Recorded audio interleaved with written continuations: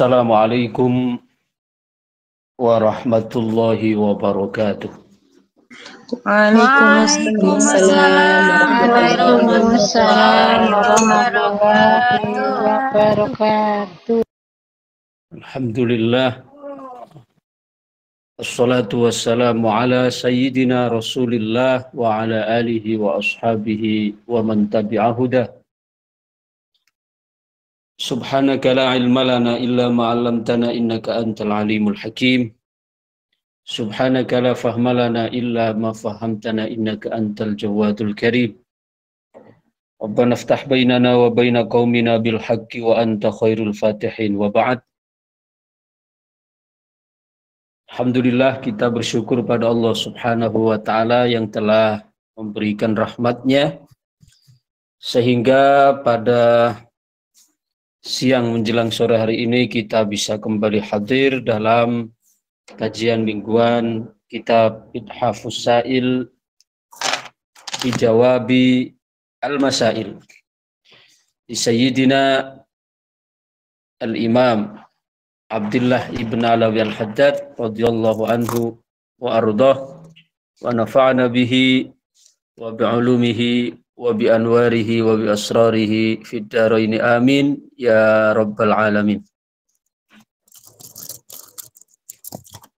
Bismillahirrahmanirrahim. Sampailah kita kepada pembahasan inti dari kitab Ithafus Sa'il. Adapun beberapa kali pertemuan itu sebagai muqaddimah atau sebagai pengantar. Sekarang beliau mulai masuk kepada butir-butir pertanyaan yang diajukan kepada beliau yang menjadi latar belakang dari ditulisnya kitab ini. Beliau berkata, wa hadza awanus syuru'i fil maqsud. Wallahu yaqulul haqqa wa huwa yahdis sabil. Sekarang tibalah saatnya kepada yang dikehendaki dari penulisan kitab ini. Wallahu yaqulul haqqa wa huwa yahdis sabil. Dan Allah lah yang mengatakan kebenaran dan dia pula yang menunjukkan, yang memberi petunjuk kepada jalan yang benar. Jadi secara isyarat, beliau menegaskan bahwasanya kebenaran itu adalah milik Allah. Maka kebenaran sepahit apapun mesti harus disampaikan. Maka Kanjeng Nabi beliau pernah bersabda, qulil haqqa walau kana murra. Katakanlah yang benar walaupun pahit adanya. Walaupun kenyataannya itu pahit. Artinya memang harus ada di antara kita yang berani untuk mengungkapkan kebenaran. Ya. Jangan hanya karena kita punya kepentingan ketika menyaksikan atau ketika melihat hal yang tidak benar lalu kita diam. Ya, itu adalah disebut sebagai ya syaitonun ahros. Jadi orang yang mendiamkan kebatilan itu oleh Nabi disebut syaitonun akhros. Apa syaitonun akhros? Setan yang membisu. Maka walaupun kebenaran itu pahit untuk disampaikan, namun tetap harus dikatakan. Ya. Tentu dengan menempuh sejumlah cara-cara yang terbijak dengan menggunakan berbagai wasail, berbagai perantara, berbagai wasilah, ya, dengan cara yang terbaik dan terbijaksana. Bukan lantas karena disuruh mengatakan yang benar walau pahit adanya, kemudian kita menempuh jalan yang keras. Enggak. Tetap oleh Allah Subhanahu wa ta'ala kita disuruh menyampaikan secara bijaksana. Wajadilhum, hatta dalam berdebat Allah menyampaikan wajadilhum billati hiya ahsan. Ya, dan berdebatlah dengan mereka, itu pun kalau sudah tidak ada jalan lain. Ya, ud'u ila sabili rabbika bil hikmah wal mau'izatil hasanah. Ajaklah mereka kepada Tuhanmu dengan hikmah wal mau'izatil hasanah, dan dengan nasihat yang baik. Kalau secara hikmah dan secara nasihat yang baik tidak juga dapat untuk dilakukan, baru yang terakhir Allah memberikan perintah wajadilhum billati hiya ahsan, dan berdebatlah dengan mereka dengan cara yang paling baik. Bukan hanya dengan cara yang baik, tapi paling baik. Karena dalam bahasa Arab ahsan itu adalah isim tafdil, ya, bentuk superlatif dari hasan. Kalau hasanun baik, tapi kalau ahsan yang terbaik. Seperti fadlun, keutamaan, tapi afdol yang lebih utama. Ya. Karomun, mulia. Ya. Karimun, mulia. Akromu, lebih mulia atau yang paling mulia. Seperti itu. Ya. Jadi walaupun dalam berdebat pun sebagai opsi yang terakhir, Allah menyampaikan wajadilhum billati hiya ahsan, dan berdebatlah dengan cara yang baik.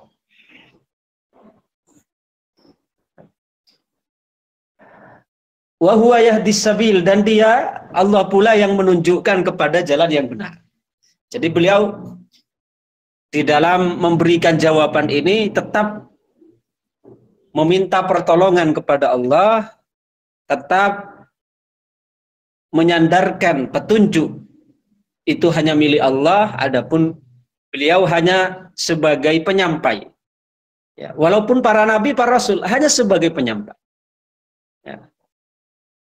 In ana illal balagh, kami tidak lain hanyalah sebagai penyampai. Adapun pemberi hidayah itu adalah hak Allah Subhanahu wa taala. Allah semata yang menentukan. Ya.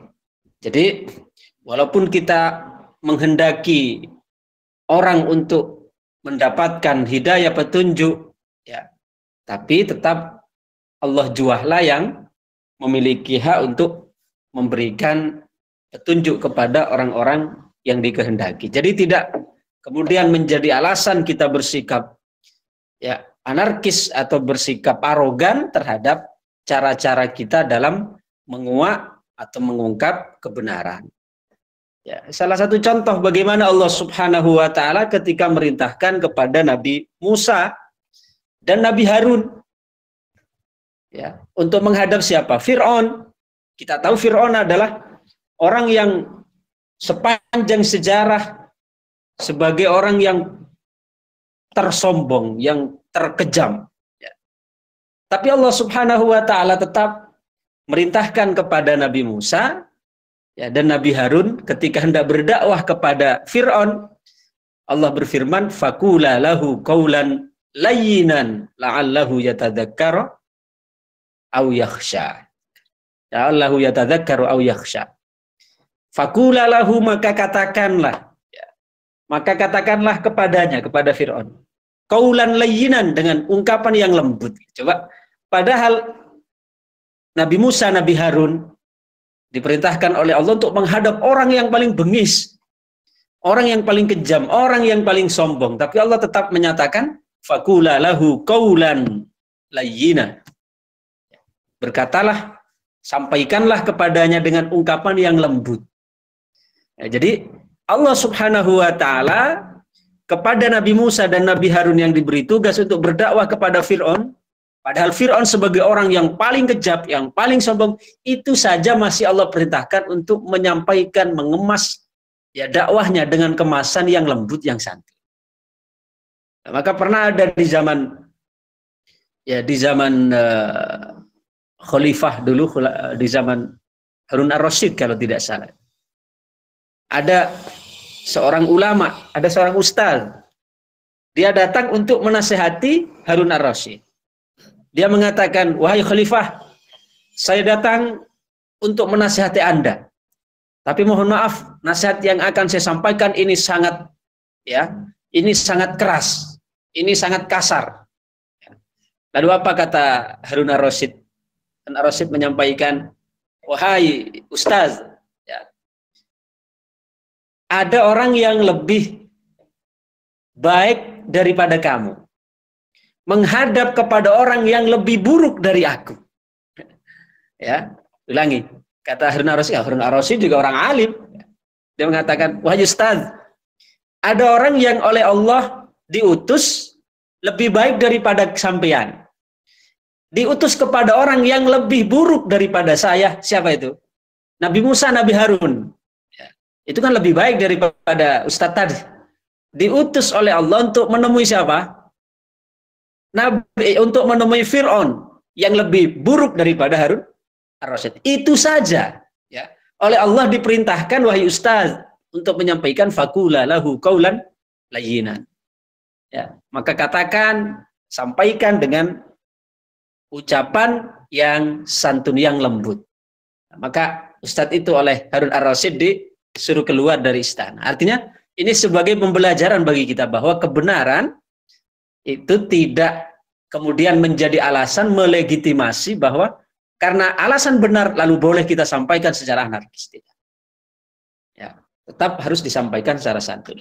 Sa'alta akramakallahu bil fahmin nurani wal fathir rabbani an makna la ilaha illallah. Yang pertama, engkau bertanya kepadaku, kata Imam Al-Haddad, masuk kepada pertanyaan pertama yang beliau jawab dalam Rasail ini. Engkau bertanya kepadaku, semoga Allah memuliakanmu. Ini diantara karakteristik ulama-ulama, ya, utamanya ulama salaf ketika datang seorang bertanya atau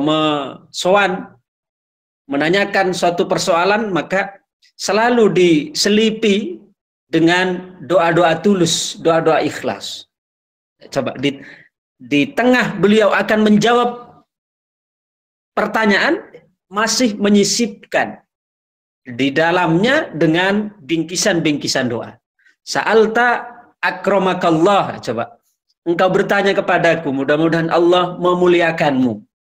Bertanya tentang pemahaman, ya, dan pembukaan yang Allah berikan kepadaku. Artinya pemahaman yang Allah hujamkan ke dalam hatiku. Tentang an makna la ilaha illallah. Engkau bertanya kepadaku tentang arti, ya, bukan hanya arti tapi makna dari la ilaha illallah. Ya. Kalau hanya sekedar arti berarti arti harfiah. Ya. Terjemahan dari lafadz itu namanya arti terjemah.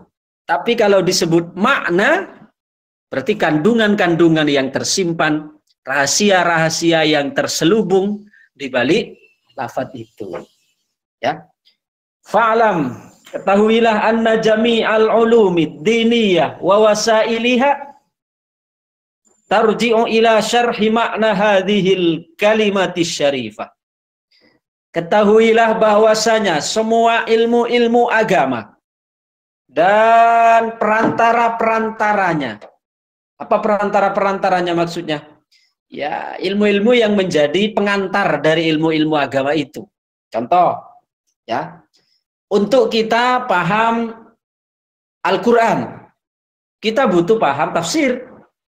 Karena tafsir itu adalah ilmu yang menghantarkan untuk memahami makna Al-Quran, untuk memahami kandungan Al-Quran. Kemudian ada ilmu nahwu, ada ilmu balaghah, ada ilmu sharaf, ada ilmu mantik, ada ilmu bayan. Itu sebagai ilmu wasail. Sebagai ilmu yang menjadi perantara untuk memahami ilmu di atasnya. Seperti ilmu tafsir. Ilmu tafsir itu dipelajari kan bukan karena tafsirnya sebenarnya, tapi untuk menyampaikan kepada tujuan di atasnya, itu untuk memahami kandungan Al-Quran. Ilmu wasail. Karena ilmu itu ada dua, ada ilmu wasail, ya.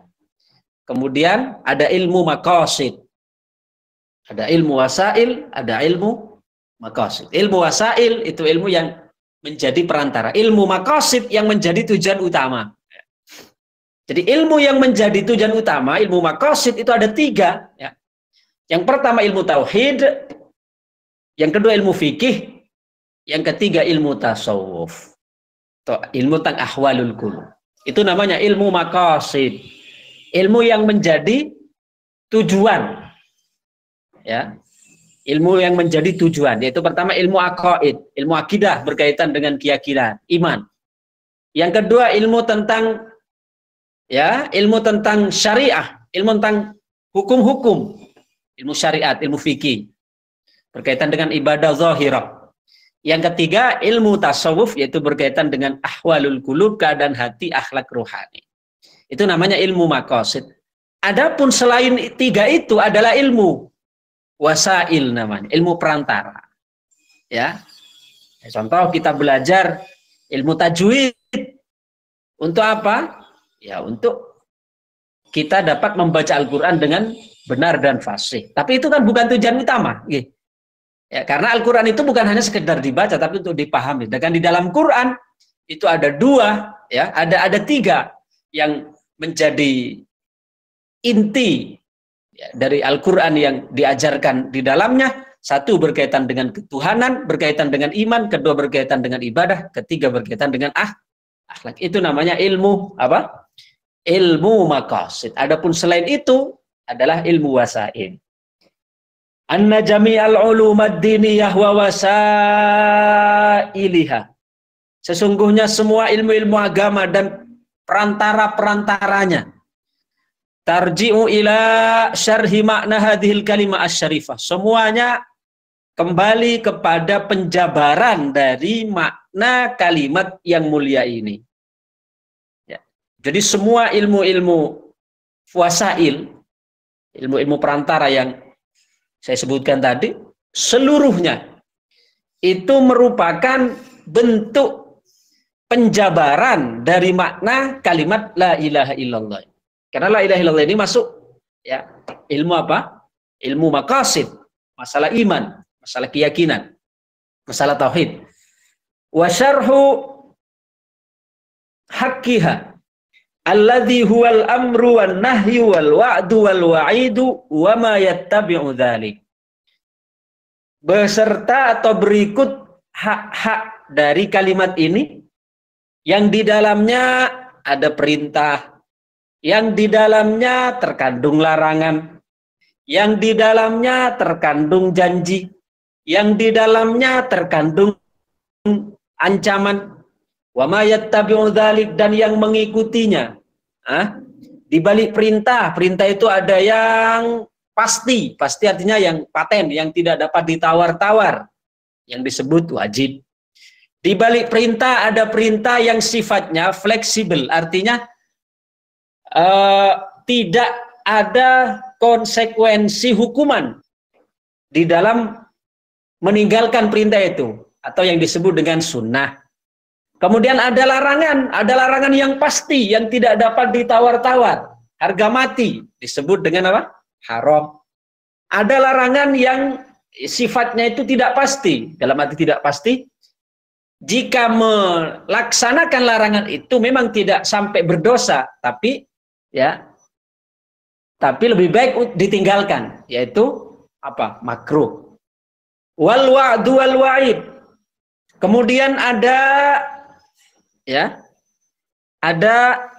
janji, ada ancaman. Wa ma kana syarhan li haqqiha kana syarhuha laha bi hukmi tabaiyah.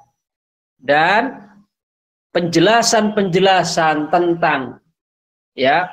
tentang makna-makna yang dijelaskan di atas berkaitan dengan perintah, larangan, ancaman, janji, dan seterusnya, itu adalah merupakan buntut, merupakan ekor yang ikut kepada kepalanya, yaitu la ilaha illallah. Wal qasdu, adapun tujuannya, at-ta'rifu bi annahu la sabila ilal ihatati bi syarhi ulumiha fadlan an iradihi kama sayati.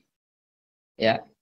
Dan tujuan diberikan penjelasan-penjelasan itu ya adalah bahwasanya kesimpulannya tidak ada jalan untuk meliput penjelasan ya secara sempurna. Artinya berarti la ilaha illallah itu adalah kalimat yang penjelasannya ibarat lautan yang tak bertepi. Ya, seperti yang akan kami jelaskan. Wa amma syarhu maknaha fi nafsiha. Adapun makna ya, adapun makna dari kalimat itu fahuwallazi yutlaku alaihi ilmat tauhid, yang disebut juga kalimat la ilaha illallah ini sebagai kalimatut tauhid. Ya, disebut kalimatut tauhid. Jadi la ilaha illallah ini disebut kalimatut tauhid. Ya memang kalau dibaca lengkapnya kan asyhadu an la ilaha illallah. Itu maka disebut syahadatain. Ada syahadat ya, syahadat ketuhanan, ada syahadat rasul. Syahadat ketuhanan yaitu asyhadu an la ilaha illallah, kemudian syahadat rasul yaitu Muhammadur Rasulullah. Wa huwal bahruz zakhir alladzi la yablughu lahu sahil. Yang mana makna la ilaha illallah itu diibaratkan seperti lautan yang luas yang tidak bertepi. Ya, ibaratnya ya ibarat lautan yang tak bertepi, yang tidak ketemu ujungnya, saking luasnya. Wala yudraku lahu qa'run, dan saking dalamnya ya diibaratkan lautan itu tidak ketemu dasarnya. Artinya belum saking dari dalamnya makna la ilaha illallah itu diibaratkan lautan yang tidak seorang pun mampu mencapai kepada dasar lautan itu, saking dalamnya. Oke, sebentar masih berkumandang adzan asar.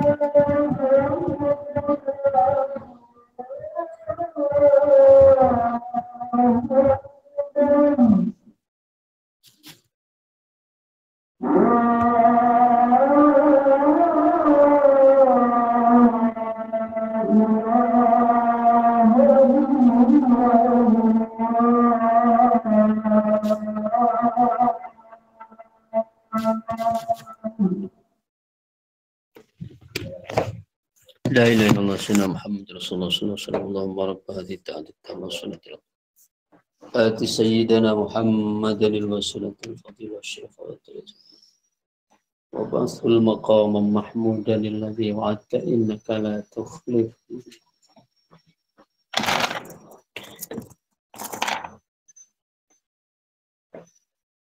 Oke, kita lanjutkan. Wa huwa al-bahruz zakhirul ladzi la yablughu lahu sahil. Kalimat la ilaha illallah atau yang disebut dengan kalimatut tauhid ini adalah lautan yang luas, yang tak bertepi, yang tidak saking dalamnya tidak menjangkau sampai ke dasar. Waqad sabbahan nadzaru minal mutakallimina fi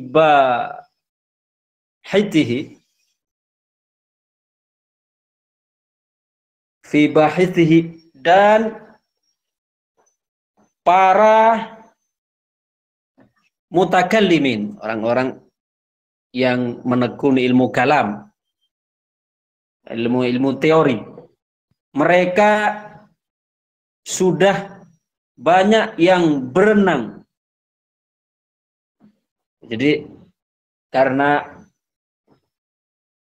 ilmu tauhid la ilaha illallah itu diibaratkan sebagai lautan yang luas tak bertepi, dalam tidak terjangkau dasarnya, saking dalamnya, maka beliau mentasbih atau menyerupakan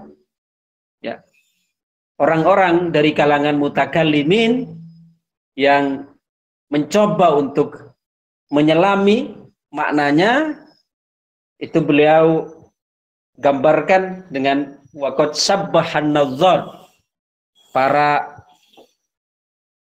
kalangan mutakallimin yang mengedepankan teori, mereka sudah mencoba untuk berenang di kedalamannya. Wa ghasal muhakkikuna minal arifina fi lujjatihi fa adraku min lataifihi wa nafaisihi wa ajaibihi wa gharaibih. Dan para muhakkikun, mereka muhakkikun orang-orang yang sudah merealisasikan, menemukan makna-makna indahnya, mereka menyelam ke kedalamannya dan menemukan permata-permata yang indah, yang unik. Wa ma yajullu qadruhu wa yata'azzaru hasruhu, dan yang mereka dapatkan adalah mutiara-mutiara makna yang sangat besar, yang sangat agung, yang tidak mungkin untuk dibatasi. Artinya menunjukkan atau untuk mengungkapkan tentang keindahan-keindahan makna yang mereka dapatkan di dalam mengurai dari la ilaha illallah. Summa ajma'u ba'da tulil bahthi wal im'an. Kemudian mereka sepakat setelah lamanya pencarian dan penelitian, wa fana'it taqa wal imkani ala i'tirafi bil ajzi 'anil ghayah. Dan setelah mereka tenggelam, setelah mereka mengerahkan ya semua kemampuan dan mengakui kelemahan untuk mencapai puncaknya, wa dzalika li annal ihatata bi ulumi tauhid mauqufatun 'alal ihatati bidzatil muwahhidi wa sifatihi. Ya. Jadi untuk mencapai puncak dari ilmu tauhid ini adalah sesuatu yang tidak akan mungkin dapat dicapai. Kenapa? Karena untuk meliput ilmu tauhid secara keseluruhan itu masih bertumpu. Ya, artinya bergantung kepada dapat meliput zat yang diesakan, zat yang ditunggalkan berikut sifat-sifatnya. Ya. Sedangkan untuk dapat meliput zat Allah, untuk dapat meliput sifat-sifat Allah, nah, itu adalah sesuatu yang mustahil. Ta'ala an dzalika 'uluwan kabira. Allah Subhanahu wa taala maha luhur, maha suci dari itu semua. Wa qad ajma'al muhaqqiquna ala anna al-ihatata bi dzatillahi ta'ala wa sifatihi ghairu mumkinatin. Dan para ahli muhakkik, ahli tahqiq, ulama muhakkikun yang sudah merealisasikan makna-maknanya, mereka sepakat bahwasanya untuk meliput zat Allah adalah ya, untuk meliput zat Allah berikut sifat-sifatnya adalah perkara yang tidak mungkin la fid dunya wala fil akhirah. Baik di dunia maupun akhirat itu tidak mungkin untuk meliput zat Allah Subhanahu wa taala dan sifat-sifatnya. Mungkin panjenengan bertanya, lu katanya di dalam hadis yang sering kami dengar bahwa kelak orang-orang yang beriman di surga akan melihat ya zat Allah, akan melihat zat Allah Subhanahu wa taala. Ya. Tapi melihatnya itu tidak dapat untuk dideskripsikan. Ya, karena selagi masih dapat dideskripsikan itu ya masih membawa sifat-sifat makhluk. Masih membawa sifat-sifat makhluk. Sedangkan Allah Subhanahu wa taala Khaliq. Jadi walaupun Allah nanti di surga setiap hari Jumat orang-orang mukmin diperkenankan untuk melihat zatullah, tapi melihatnya itu bila kaifin, dengan tanpa bagaimana. Artinya tidak dapat untuk dideskripsikan. Ya. La fid dunya wa fil akhirah. Wa qad shadza man qala minal muntamina ila ta'ifah bima yuhamu husuluha wala hajata bi tasmiyatil qail idzan qad ulima fasadu ma qala. Dan ada sebagian orang yang ya sebagian kecil dari golongan yang mengatakan itu, artinya orang yang mengatakan bahwa dapat untuk meliput zat Allah. Ya, dan di sini tidak perlu kata beliau untuk disebutkan namanya. Karena apa yang dikatakan itu sudah tidak benar. Idzan qad ulima fasadu ma qala. Wa inna ma kanat ihatatu bihi subhanahu muhalah. Karena untuk dapat meliput zat Allah dan sifat-sifatnya itu adalah perkara yang mustahil listilzamiha ma'nan minal qahri wal istila. Karena Allah Subhanahu wa taala ya bagaimanapun Allah lah yang memiliki sifat al-qahr, al-istila, yang memiliki sifat yang memaksa dan menguasai. Jadi tidak mungkin ada seorang pun, ada satu makhluk pun yang dapat ihatah, yang meliputi Allah Subhanahu wa taala, ya. Fa innal muhita bisyai'i min tariqil ilmi aw ghairihi mustaula alaihi wa qahirun lahu min kullil wujuh aw ba'diha. Karena ketika dikatakan meliputi, berarti kan mampu menguasai seluruhnya. Ya. Maka itu adalah hal yang mustahil. Fa'lam dzalik. Wa ilmu tauhid ala qismi.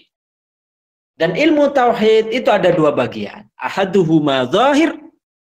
Yang pertama adalah ilmu tauhid yang zahir. Wa huwa alladhi yu'lamu bid-dalili wal burhan. Yang bagaimana ini ilmu tauhid dari bagian yang pertama yang zahir, yaitu ilmu tauhid yang dapat diketahui dengan dalil dan burhan. Dapat diketahui dengan dalil, dengan bukti-bukti, bukti-bukti akli, ya, bukti akli yang dapat dinalar oleh logika. Seperti contoh misalnya adanya alam menunjukkan adanya Allah, karena alam ciptaan, maka adanya ciptaan berarti pasti menunjukkan adanya pencipta. Ya.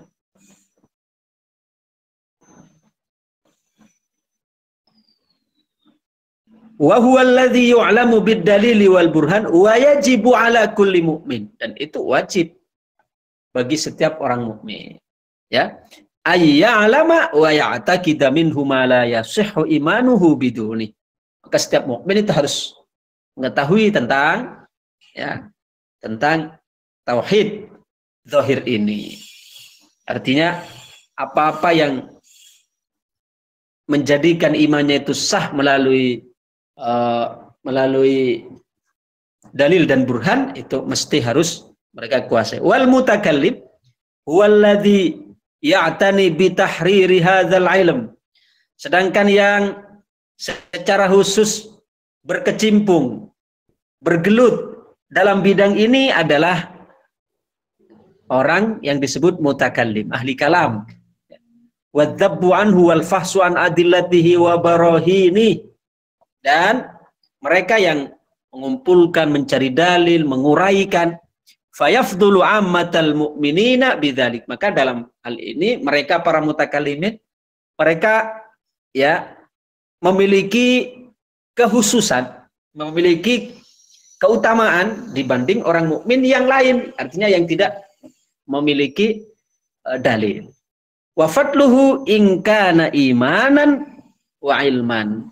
Yang demikian itu jika dia di dalam mencari dalil, ya, di dalam meneliti dalil, mengumpulkan dalil, jika disertai keimanan dan ilmu. Wa illa kana suratan faqat. Kalau tidak, maka itu hanya tak ubahnya sebagai casing belaka.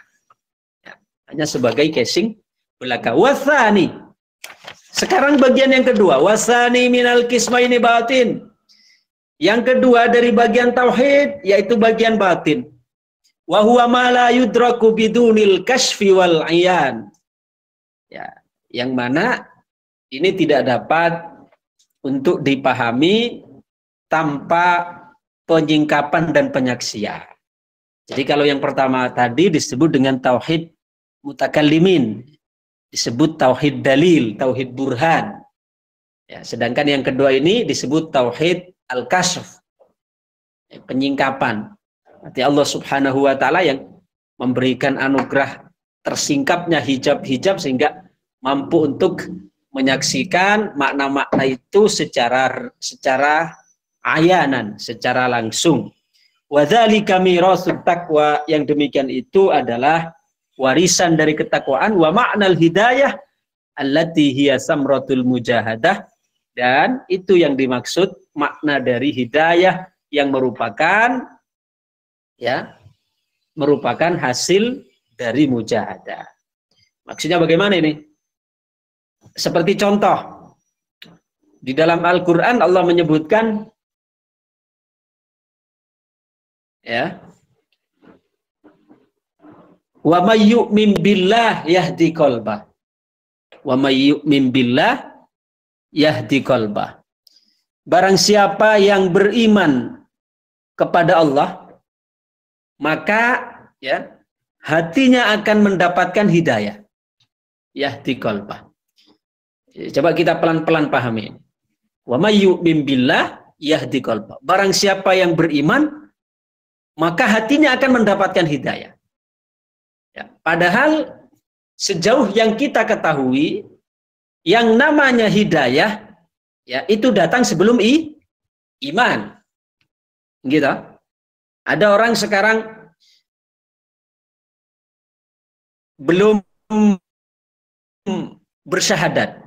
Maka ketika dia mulai bersyahadat, itu baru disebut apa? Oh, dia dapat hidayah. Maka hidayah itu yang menuntun dia beriman. Gitu. Tapi dalam ayat tadi kok Allah menyebutkan wa may yu'min billahi yahdi qalbah. Barang siapa yang beriman pada Allah, maka dia akan Allah beri hidayah hatinya.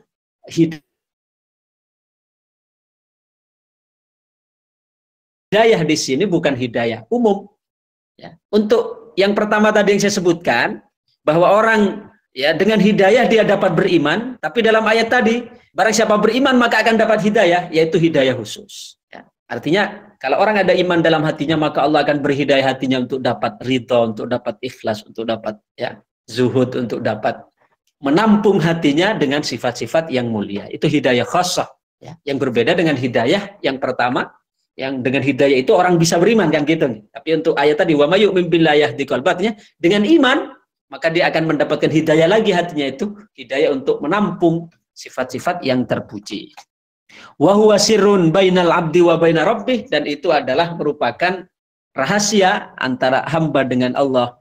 Wa qad yatafawadu ahluhu fi asya'a minhu fi ma bainahum, dan bahkan di kalangan mereka ini pemahaman-pemahaman yang Allah berikan kepada mereka itu juga berbeda-beda, ya. Walahum radhiyallahu anhum al-ghira'at tamma ala ayyaki fa'ala syai'in minhum man laisa min ahli.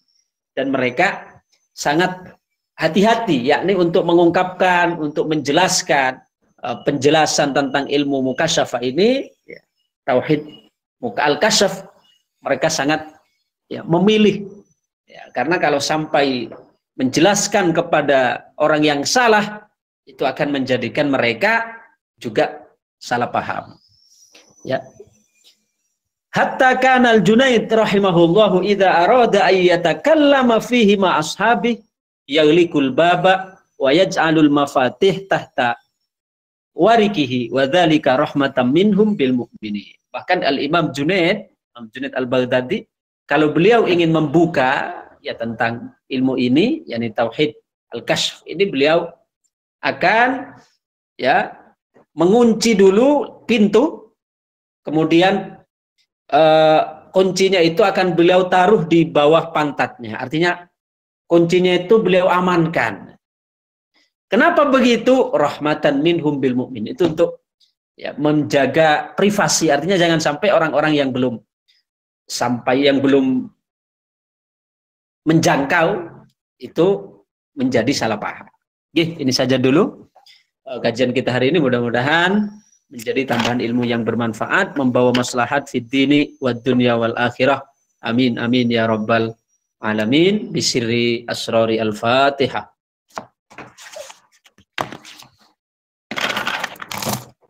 A'udzu billahi minasyaitonir rajim. Bismillahirrahmanirrahim.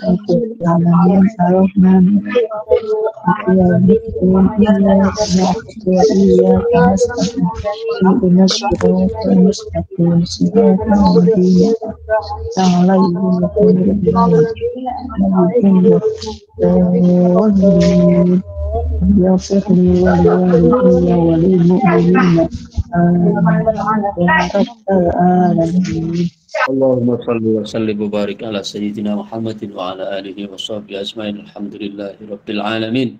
Hamdan yuafi ni'amahu wa yukafi mazidah. Ya Rabbana lakal hamdu kama yanbaghi li jalali wajhika wa 'azimi sultanik. Allahumma salli salatan tunjina biha min jamil ahwali wal afat wa taqdi lana biha jamil hajat wa tahiruna biha min jamil sayyi'at tarfa'na biha indaka ala darajat tuballighuna biha salawat min jamil khairati fil hayati ba'da al-mamat. Rabbana atina fid dunya hasanah fil akhirati hasanah wa qina adzabannar.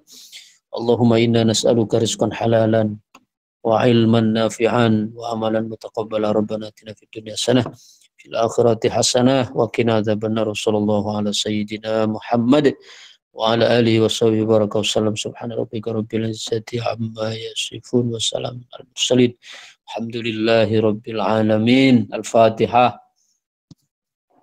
أعوذ بالله من الشيطان الرجيم. الرجيم بسم الله الرحمن الرحيم الحمد لله رب العالمين الرحمن الرحيم ونعبد وإياك نستعين صراط الذين أنعمت عليهم غير المغضوب عليهم ولا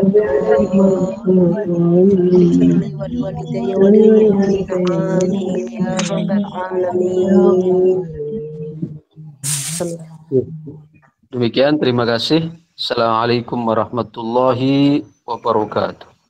Waalaikumsalam warahmatullahi wabarakatuh. Terima kasih barokah ilmunipun Abah. Terima kasih, Makasih selalu. Amin. Amin.